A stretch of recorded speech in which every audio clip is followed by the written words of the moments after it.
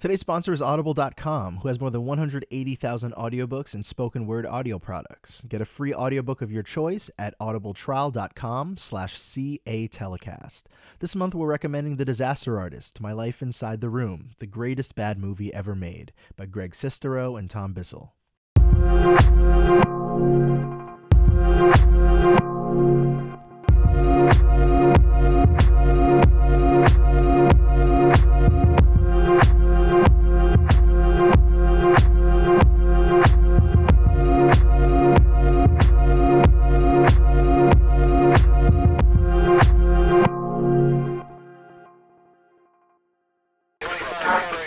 All right, we're back, and we're talking about Safety Not Guaranteed, and we're talking about time travel, man. We're going to get into some time travel tropes and time travel paradoxes, man. It's going to be nuts.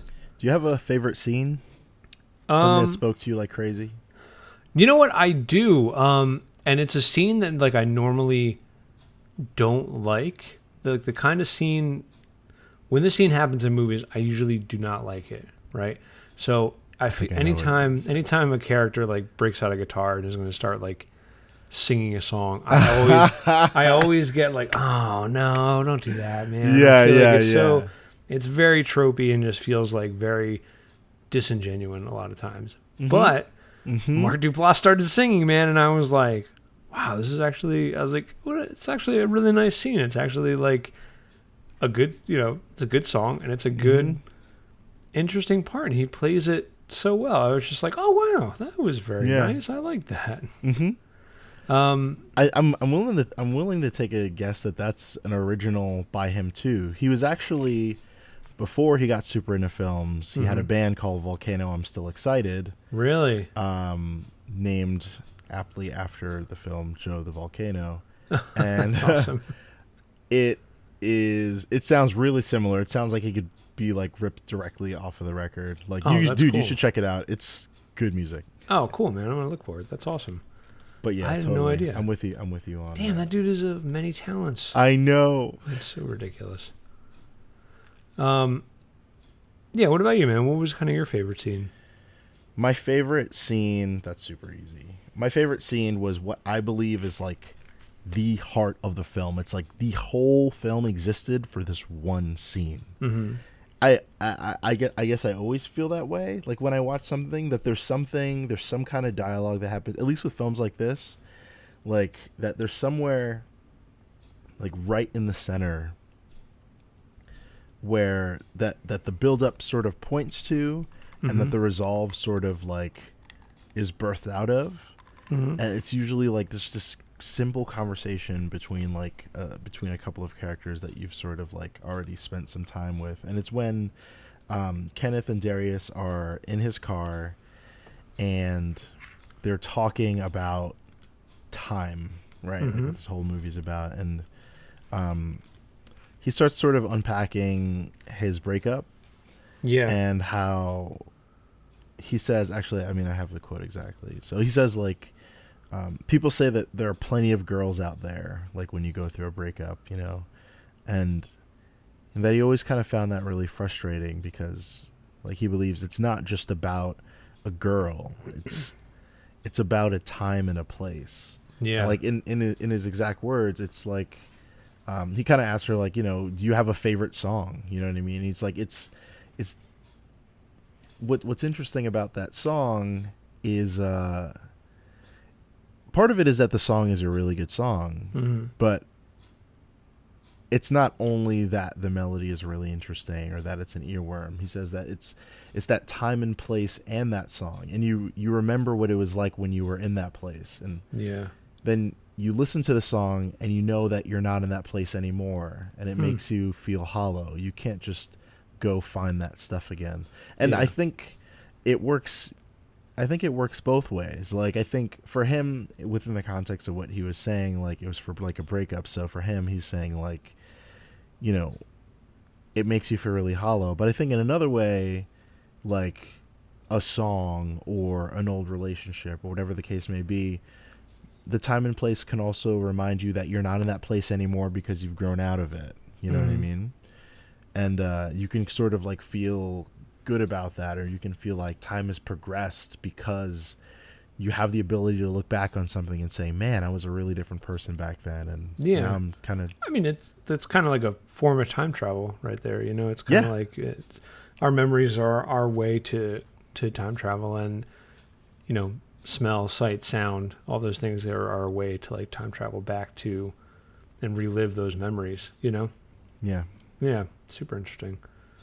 So I had this weird theory watching the movie a second time, and I started to think like, so I thought about what his ad in the paper, right? It's like, wanted somebody to go back in time with me, right? This is not a joke. Mm-hmm. The P.O. Box number, you'll get paid after we get back. You must bring your own weapons. Safety not guaranteed. I've only done this once before, right? I started to think, so assuming Kenneth built this time machine, and assuming that like the time machine scene is like real, Mm-hmm. He's done this once before. Oh. Right? So what we're seeing is kind of like his second playthrough of all this thing. And so when Darius reveals that Belinda's alive and she talked to him, right? My initial thing the first time through was like, oh man, he's just crazy. He's a crazy man. And he just made up the whole thing, right? Mm-hmm. And then I thought about it more and I was like, no, we're seeing like a second timeline where he went back in time. And the whole point of him going back in time was to save her. So maybe this first time he did it, he actually saved her and like had this thought, for someone who thinks about time travel all the time, he must be like, well, the only way the only way for me to save her is to stay away from her. Oh, shoot, Nick. You know what I mean? So I wonder if if that's kind of like a I don't know, like an underlying character motivation for him,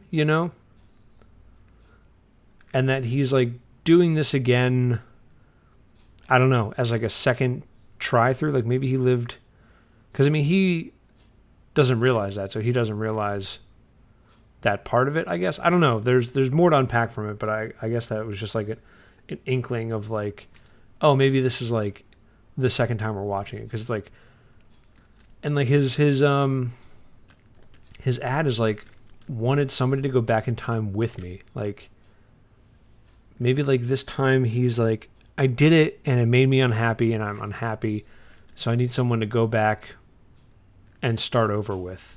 You know what I mean?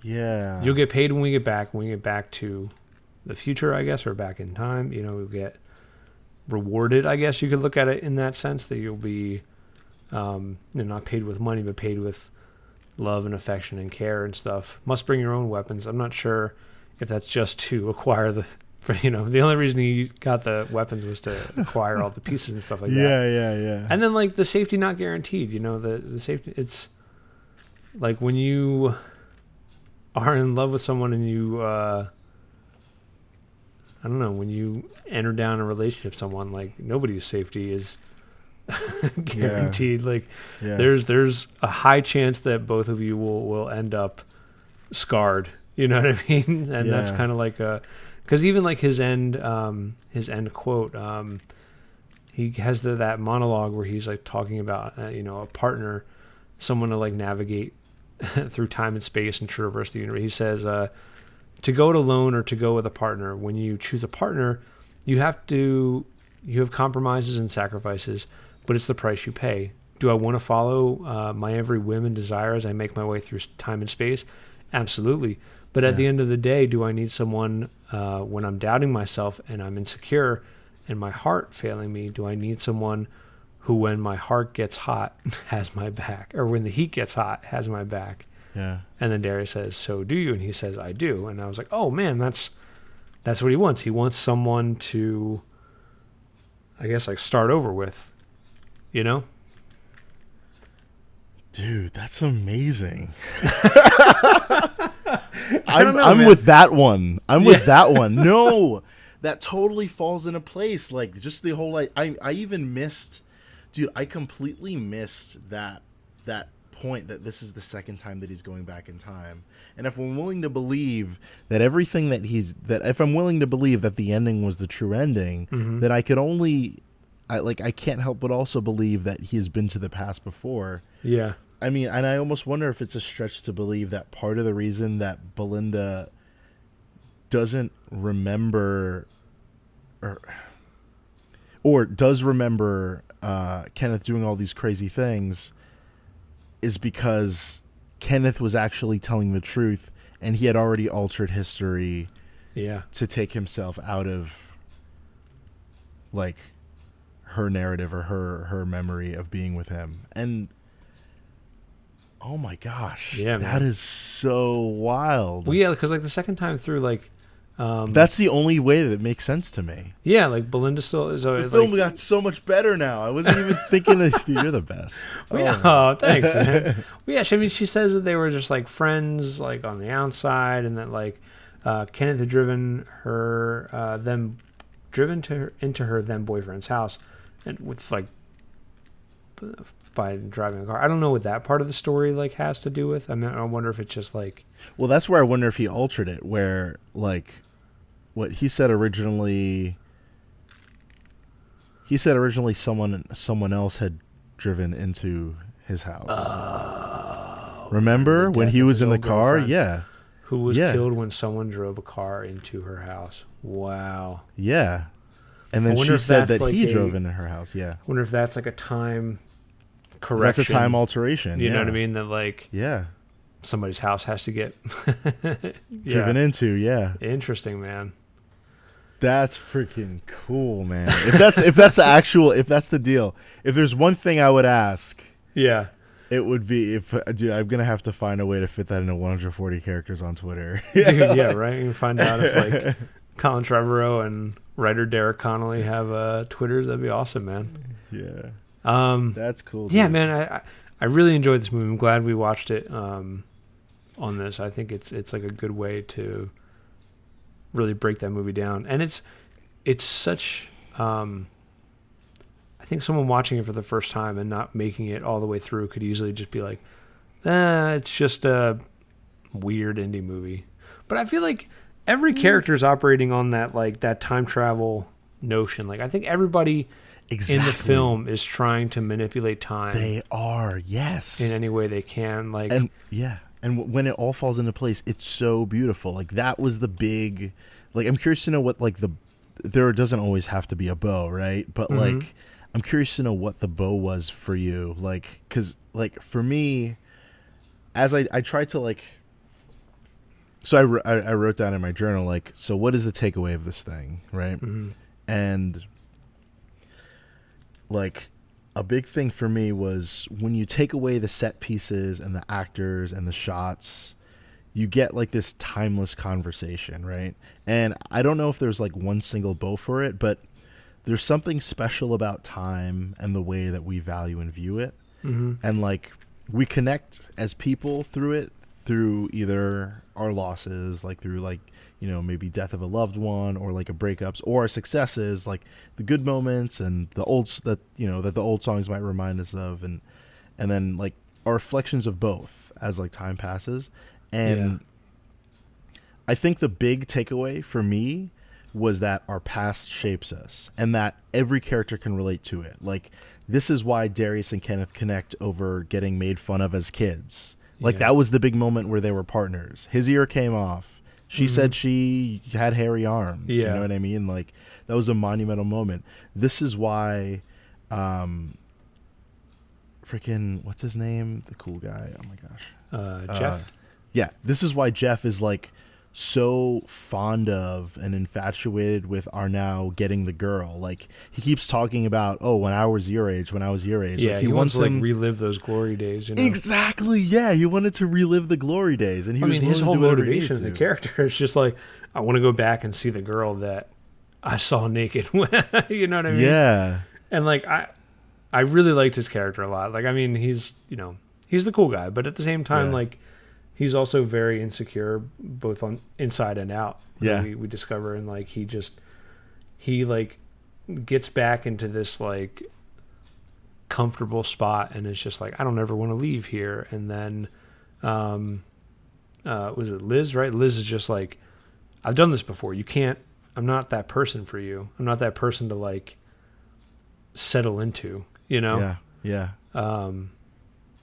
Yeah, it was really interesting. I mean, he's so like shallow in the beginning, and then once he like gets past all that, he like learns about it. But then he kind of gets like scorned, and then makes her now like try to live that up, you know, and tries to like. I love them.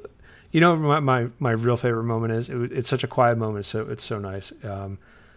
Jeff basically gives her now like a pep talk, basically, and it's just like, you know, you should be he's basically saying like you should be crushing it, right? He gives him like the sunglasses, pops his collar and stuff, and it's just like, all right, now go in there and get her. And like he sits down with the girl, and then she just takes his glasses off, and then they kiss. And I was like, what a cool little moment. It's like the girl doesn't want that cool guy. She doesn't want that. If she wanted that, she would go be with Jeff. She wants the nice guy. It was a nice like reaffirmation of like, hey, like the nice guy, he's the good guy, you know? Yeah. And yeah, I felt for Jeff's character. You know, he definitely wanted to like relive those times, but it's a nice reaffirmation that like those times passed and there's new, better times to make. And he makes this whole night of new memories, you know? Yeah. Yeah. It's really interesting. And even like, so like he's trying to like go back, and like go back is like a big part of it. And I wonder if like, or now is like trying to get to the future. Like Jeff asks him like, how many years of school does he have left? Right. Like it's such a good like line. Cause he's like, oh, it's all one big school year now. I was like, what? That's perfect, man. Like that's a great, a great summation of like, of what life is. And like Arnau is just trying to get past that because he thinks it'll be better on that end. It'll be better in the future. And whereas like Jeff is just like, it's better in the past. And even Aubrey Plaza says that. But I think for her, I think her time manipulation in the movie is kind of like a slowdown or an extension of now. You know, she's very much in the moment, trying to like appreciate all of these moments for what they are, and trying to like elongate them, I guess, and trying to like experience them more than is possible, you know? Yeah. And I think that's why she kind of takes it the hardest when she finds out everything's like fake. Like, you know, Jeff writes it off, but like for her, I think for me, that's what I felt, it hit her the hardest, because it was like, oh, well, now there's no point in slowing this down, and there's no point in like embracing and enjoying these moments, because I know it's all fake, you know? Yeah.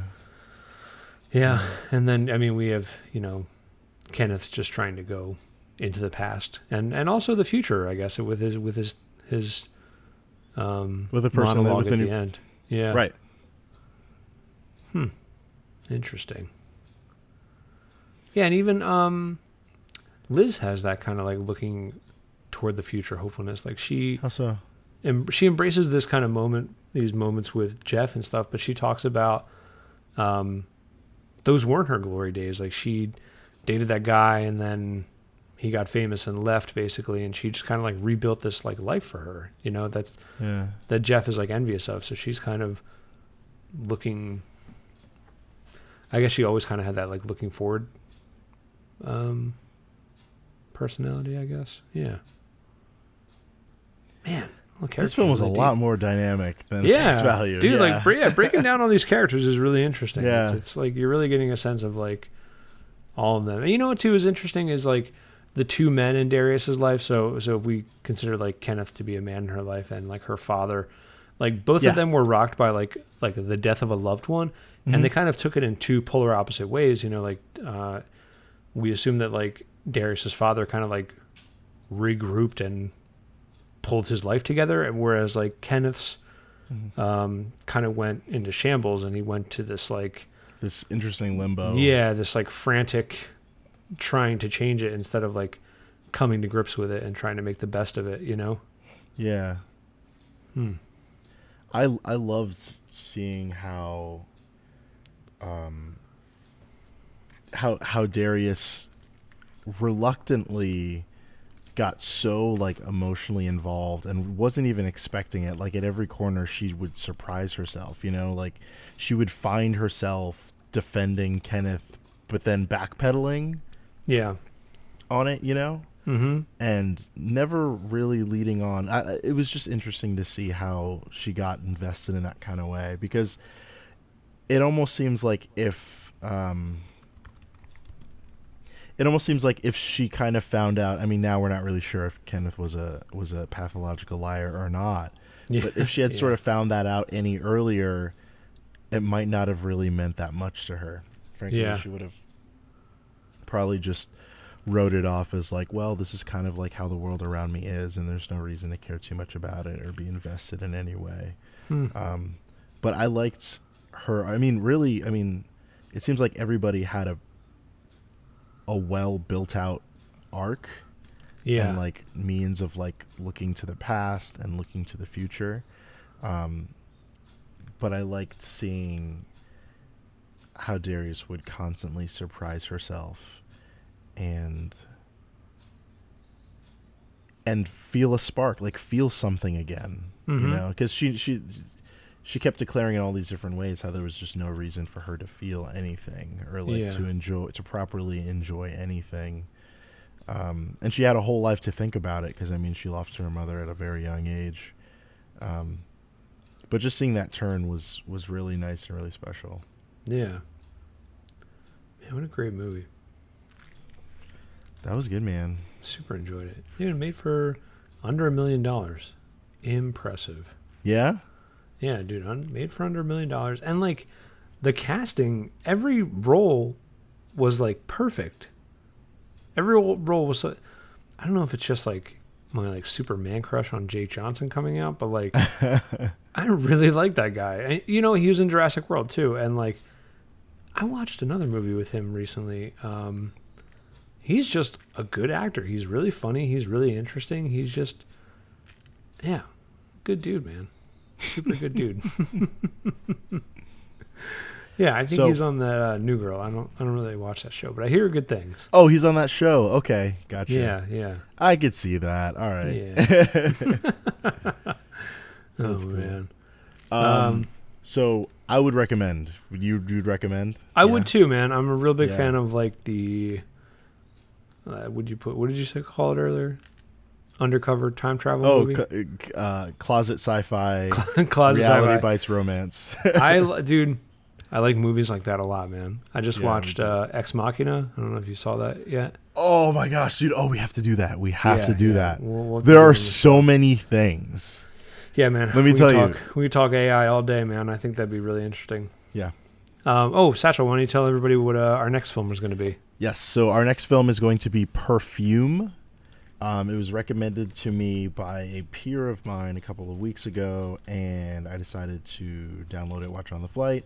And I'm still making my way through it right now, but it is a very, very interesting period piece that goes back to like old time Russia, and the way in which they convey the way in which they convey like the human senses, like, or they stimulate the human senses in like this film is unbelievable. So we're going to unpack that and dive into that the next time that we get to. Is it Perfume, the Story of a Murderer? Yes. Is that the full title? Okay. Not to be confused with another Perfume that is not that and doesn't have the reviews that one has. Yeah. This one is directed by Tom Tykwer. Yeah. An olfactory genius and his homicidal quest for the perfect scent. Mm-hmm. It's interesting, man. I feel like I've been watching the TV show Hannibal a lot recently, and I feel like it'll be right up that alley. Yeah, it makes me think about Sylar from Heroes. I don't know if you watched the original. Dude, oh my God. So I know like Heroes is coming back, right? Yeah. But I was thinking about Heroes the other day because for some reason I have like the second season on Blu-ray, but not like the first or anything like that. So it was on Amazon for like $11. I was like, oh, cool, I'll buy that, man. Like the first two seasons were like really boss. Yeah. And then they kind of got, there was like the writer's strike. Yeah, so it kind of ruined it. But like, I remember Rebecca and I were like obsessed with that show when it came out. And I really enjoyed like the mythos and like the mythology that they like created in that show. Yeah, I agree. Yeah, very cool. What do you think about the reboot? Or at least from the trailer? It looks interesting. I think it could be. It's got I think most of the same people in it. I mean, I don't think What's the cheerleader girl? They have the cheerleader's dad and Ando is in it, I think, still. Oh, cool. And who is like the doctor? I saw Nathan Petrelli. I saw him in there. Right. Yeah.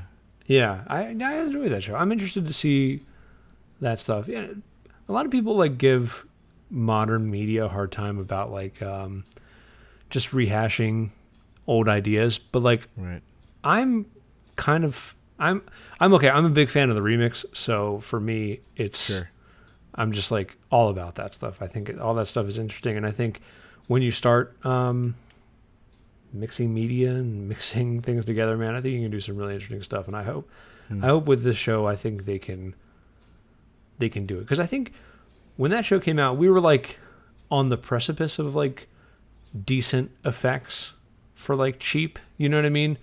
Like, yeah. Heroes had like, if my memory serves me correctly, they cut some corners, man. That finale of season 1 was not what I was expecting. We got a glimpse of some Dragon Ball Z craziness, and that is not what went down. Yeah, I'm sorry. No, fine. Forgive them, Nick. No, I'm at odds with you. We did a good job. I think they did a good job with like effects on like a primetime show. But like, 10 years later, I think we've gotten really, really good. I mean, Heroes was around the time like Battlestar was out, and I think Battlestar really got things going effects wise and made things like much better. I don't know. You watch shows now, they just have like incredible effects. A lot of shows have like really good cinematography. I think they could do a really good job with this show. It's true. I mean, that's one of the reasons I'm really, really excited about it. I think it was Mark Duplass in his South by Southwest talk where he talked about how like that middle tier film industry is no longer in the film industry. It's in television. Yeah, like exactly. That's where that budget is. So, and I totally believe it, because I mean, you see so many like Hollywood actors in television slots now. You know what I mean? Man. And we're definitely in like a new golden age of television. And I find myself where in my youth I would just be excited about movies coming out. Television wasn't really on my radar. Yeah. Excuse me. But like now, I'm just more excited about everything that's on television right now. It just seems like the better medium to tell a story. Yeah. Like I was saying, I was watching Hannibal, and like I really like that show a lot, because it's just it's great storytelling. It's shot incredibly well. The sound design is incredible. The music is phenomenal. I was thinking about Lost the other day. We're going on like a crazy tangent. Yeah, dude, go for it. But another closet sci-fi. Yeah. Seriously, man. Like, surprise.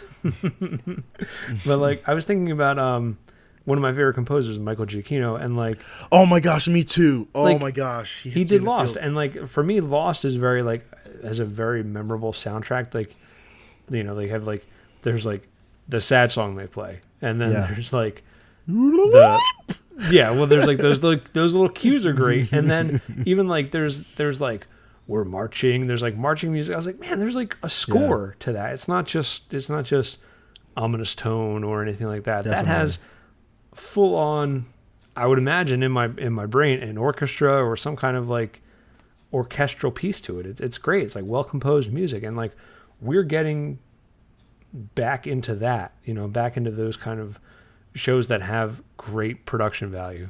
Yeah, I agree. Yeah, I hope Heroes is like that, man. Oh man, did you see? I think it was the Oscars, 2012, where Michael Giacchino, he won the award for the score for Up. Yes. And he gave this speech. I don't cry. I just don't. but his speech was so compelling. I'm going to have to find it and send it to you. Where he was just talking about, I was a kid and like, I really wanted to like I really wanted to shoot films, and I saw this camera, and my dad was just like, hey, take it. And they just like supported me. And I don't really understand like parents who don't support their kids, but like, if you want to do it, go out and do it. I'm ruining it. He said it so much. I'm watching it right now, and like, okay, like, word for word, he's what you're saying, man. It's perfect. And like, oh my gosh, like it was just so. Oh my gosh, I can't explain what it was. It's inspiring, man. Like whenever I hear people who are fans, he's excellent. Yeah, he's great, man. He's like, and you know, man, everybody gives J.J. Abrams such a hard time, man. But that guy, yo, whatever, man. Lens flares are where it's at. I don't care, dude. Right? I don't care. Like, all right, maybe you went a little overboard in Star Trek, but other than that, I love their lens flares. They're beautiful, man. They're beautiful things. My friend Sam, humans are just drawn to light, man. Yeah, exactly, man. It's so good. My friend Sam, I was telling you, he hacked his Canon Mark III. Yeah. And he bought like an anamorphic lens for it, and like very nice, like adapter. Oh my god, the stuff he gets in there is it's beautiful, beautiful That's stuff, cool. man. Good. That's freaking tight. Good talk, man. Yeah, super Seriously. good talk. Guys, well, cool. listening. Let's we'll come back very soon. We'll be talking about Perfume. So if you have a chance, watch that. You can know what we're talking about, and I think it'll be good. And if you haven't seen Safety Not Guaranteed and we haven't ruined it for you, you should definitely watch it. Big recommendation. Well, we'll see you guys next time. It's been the Cinephilia Anonymous Telecast, and we will catch you on the flip side. Bye.